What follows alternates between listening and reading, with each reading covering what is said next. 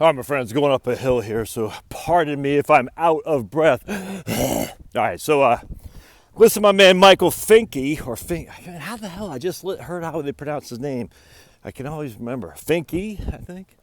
And he and Wade Pfau, David Blanchett. I mean, kids, it's all these guys are the, what's his name? My man Alan Roth, Joe Tomlinson, Robert Keebler, the attorney, Natalie Choate. I'm not even sure if she's still writing anymore. Obviously, what's her, man, I'm drawing a blank. From Horse's Mouth, Elaine Floyd, Alicia Munell. Anyway, these are the academic types of financial planning that I follow religiously and I enjoy greatly because they explain stuff to me in my thick old head from Maine that I can't get when I'm just reading necessarily until someone explains it. So my man Michael Finke, Michael is getting interviewed by Christine Benz from Morningstar. And I like Christine as well. Deborah Taylor from Horse's Mouth. There's another lady who does tax stuff. I forgot her name with Kiplinger's. Anyway. And so Christine's interviewing Michael and brings up QLACs. Man, Michael is big on these things, and a lot of economists are. A QLAC is a qualified longevity annuity contract. I think that's what the terminology is. And basically the premise is, and so I'm thinking about this while I'm going for my walk here, and I just don't see, I don't get it. All right, so let's go into this.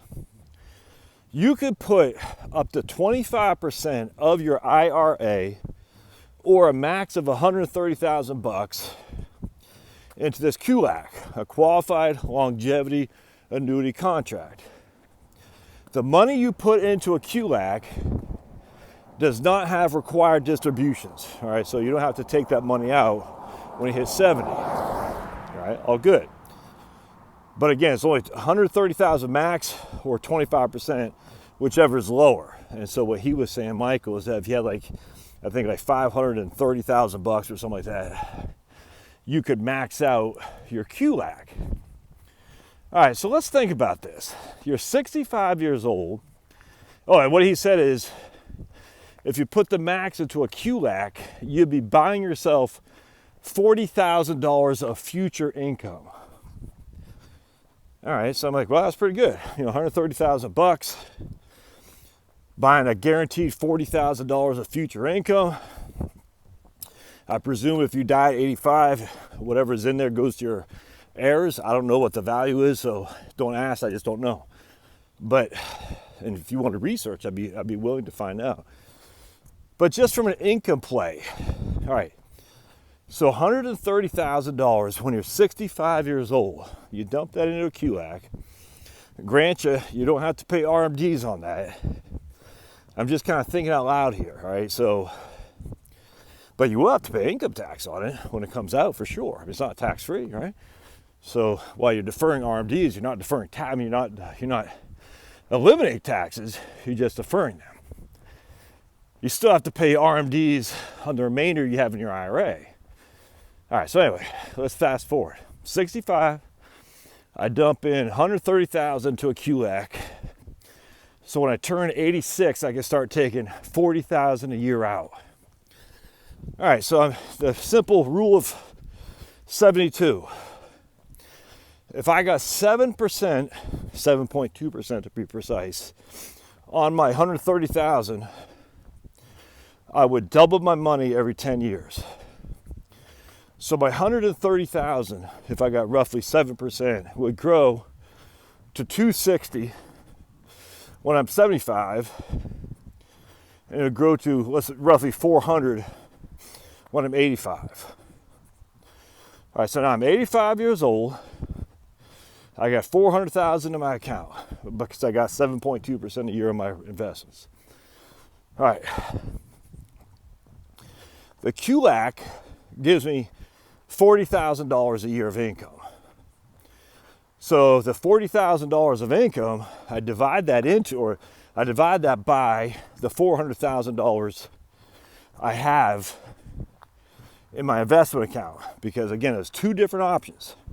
Option A, I'm dumping 130 into a QLAC, and when I hit 86, I start taking 40,000 a year out. Option B, I don't dump 130,000 in a QLAC. I just let that sucker grow. I get 7.2% a year, and by 20 years, I got 400,000 in there. 400,000 divided into 40,000 is a 10% distribution rate. Oh boy, big old deer. Just a giant size rodents, deer around here in Georgia. Oh, there you go, but they sure are pretty. Ruff, ruff, ruff, ruff, ruff, ruff, ruff, ruff, ruff, ruff, ruff. They're not really scared. He's just looking at me like, Josh, you're a dumbass. Ruff, ruff, ruff, ruff, ruff. If I only had Pablo here, Pablo would take him and bring home some venison. Oh yeah, they're just staring at me. They're laughing at me. Hello, oh man, all kinds of them up there. Hello, big rodents. Y'all see those? Yeah, there you go. Hello, guys. Oh yeah, he's wagging his tail. Yeah, he says, Josh. Oh, there's another one. So whitetail. Josh, you think you're all that in a bag of chips? We got you. We own this place. You ever heard that song by Marshall Tucker? I think it's off the album Greetings from South Carolina. Yeah, it's just a great song about environmentalism. The conservative environmentalism, i.e. don't pollute, give a hoot, don't pollute. Love God's land. You know, be good to God's land. Own it, because we do. But things you own, you treat with respect and dignity. Always drove me crazy, the idea of just shooting those buffalo for nothing. That is just sickening to me. All right, so anyway, back to QLAC. So I'm 86 years old, and I'm getting a 10% distribution yield off that QLAC. All right, because again, I could have had $400,000, or I could have $40,000 a year of income, assuming I got a 7.2% rate of return. Now, 10% a year distribution yield is fantastic when you're 70, when you're 65 and such. When you're 86, that's not that good, man. I mean, just look at, my screen's all, is that better? Yeah. I think I'm breathing on my thing here. That's not that good. I mean, just look at the RMD tables. When you're 86, you're taking 10, 11, 12, 13% a year off your RMDs. So I mean, a 10% distribution in your mid to late 80s, that's not, I don't know. I was surprised how eager Michael was to promote these things. I mean, he's not doing it nefariously. I mean, he's not getting paid to do that. He's an economist. An economist loves the idea of annuitization because of mortality credits, i.e. you can't outlive your money, and the people who die soon fund the people who die later. And it's the safest bet there is for an income stream. But I'm like, I don't know. I don't see it. I just don't see it. I'm like, all right, so I get a 10% distribution yield when I'm 85 years old. I tell you, that sounds good when I'm 65. And I'm only getting, 6 to 7% distribution yields. But every year you age is one more year closer to death you are, which means there's one less year an insurance company's going to have to pay you an income stream, which is why your income distribution yield goes up as you age. And that's why RMD tables go up as you age. So I just don't get it. I don't see the benefit of that. Now, one could say, well, you don't have to worry about it. There's no RMDs. It's guaranteed. Yeah, I get that, but I don't know. I mean, okay. Or you could just say, well, if I get 10% a year, that means I'm doubling my money every seven years. If I get 8% a year, I have more than $400,000. If I get 6% a year, I get less, but I still have control over the money. You see what I'm saying? It doesn't seem to be that good of a deal to me. I might be missing something.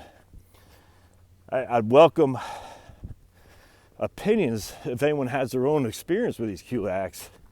Anyway, it's funny because they talked to insurance company reps, and they're not selling these things. He says the only people that buy them are economists and engineers. And I kind of chuckle at that because remember, economists think human beings are not rational. You know, economists see the rationality in annuities. I just don't see it. Engineers like the idea of 2 and 2 equals 4. I get that. But economists say you should buy these income annuities because you're offloading your risk to the group as opposed to taking it on yourself. Now, as always, the drawback would be the markets crash. You know, when you went the most inopportune time. Well, okay, on the QLAC, what if it turns out you need income at the most inopportune time, i.e. when you're 73 years old, and you don't have access to that money until you're 86? How does that work? I don't know the answer to that. I'm sure there's a, you know, kind of a semi get out of jail free card. You could take portion of it. At USAA, we had a similar type of product that I didn't like at all. On a guaranteed income annuity, you could take out a little bit if you had an emergency, but it wasn't worth it, in my opinion. Anyway, I'd like to hear your thoughts on QLACs. Have you looked into them? Have you bought one? Pros and cons, share them with us. We'd like to know. All right, thanks.